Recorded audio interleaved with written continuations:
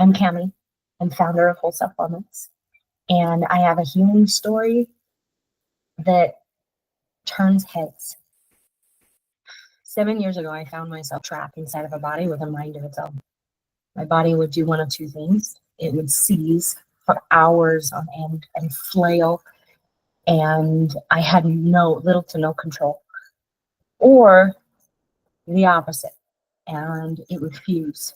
My spine would lock, and I would not be able to move. I didn't even get my own self out of bed many mornings. And 7 years later, I'm now into calisthenics. And I have medical and mental health professionals ask me how I did it. How can I help other people? What can I do? So if you've ever felt hopeless, if you've ever felt stuck or frustrated, then this channel is for you.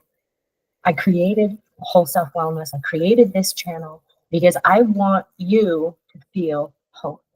I want you to know that, my story is extreme. Yes, absolutely. But the things that I found are principles that apply universally.